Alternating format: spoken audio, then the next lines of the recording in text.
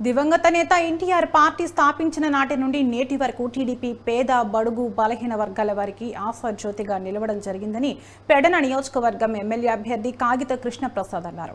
కృష్ణా జిల్లా బంటుమిల్లి మండలం టీడీపీ కార్యాలయంలో పార్టీ వ్యవస్థాపకులు ఎన్టీఆర్ 101వ జయంతి వేడుకలు ఘనంగా జరిగాయి. కాగిత కృష్ణప్రసాద్ పార్టీ జెండాను ఎగురవేసి ఎన్టీఆర్ చిత్రపటానికి పూలమాల వేసి ఘనమైన నివాళులర్పించారు.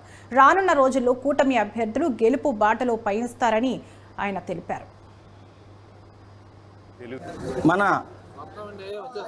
పార్టీ వ్యవస్థాపక అధ్యక్షులు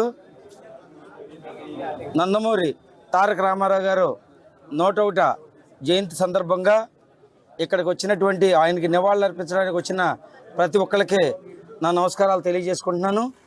ఎందుకంటే పేదవాడికి కూడు గుడ్డ అన్నీ కూడా ఆయన సమకూర్చాలనే ఉద్దేశంతో మన పరువుని ఢిల్లీ నడిబొడ్డులో తాకడి పెడుతుంటే ఆ సమయంలో ఆయన పార్టీ పెట్టి 6 నెలల్లోనే తెలుగువాడి సత్తా ఏంటో చూపించినటువంటి ఎన్టీ రామారావు గారు మన మధ్య లేకపోయినా కానీ ఆయన ఆశయాలు కొనసాగించడం మన ధర్మం. తప్పనిసరిగా ఆయన ఆశయ సాధనలో మనం అందరం కూడా పాలు పంచుకుంటాం. ఆయన్నే ఎవరిని మర్చిపోయినా కానీ ఆయన మాత్రం మరవకుండా ప్రతి జయంతి సందర్భంగా ప్రతి వర్ధంతి సందర్భంగా మనం అన్ని పండుగల్లో కల్లా గొప్ప పండుగలాగా మనం చేసుకోవడం జరుగుతుంది. ఎందుకంటే తెలుగువాడి ఆత్మగౌరవాన్ని నిలబెట్టినటువంటి నందమూరి తారక రామారావు గారు ఆశయ సాధన కోసం మన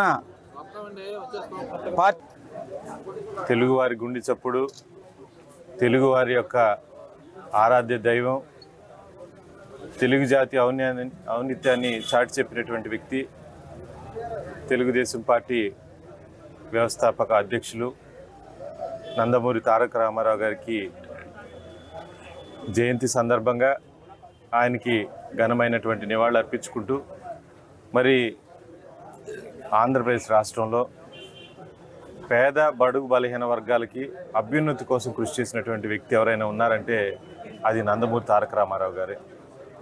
పార్టీ పెట్టిన దగ్గర నుంచి కూడా పేదవారు ఎవరైతే ఉంటారో ఈ రాష్ట్రంలో వారందరికీ కూడా కూడు గుడ్డ అలాగే నీడ ప్రతి ఒక్కరికి కూడా ఉండాలనేటువంటి ఏకైక లక్ష్యంతో పార్టీని పెట్టి దానికి అనుగుణంగా మరి రాష్ట్రాన్ని ముందుకు తీసుకెళ్లి రాష్ట్రాన్ని అభివృద్ధి బాటలో నిలిపినటువంటి వ్యక్తి నందమూరి తారక రామారావు గారు.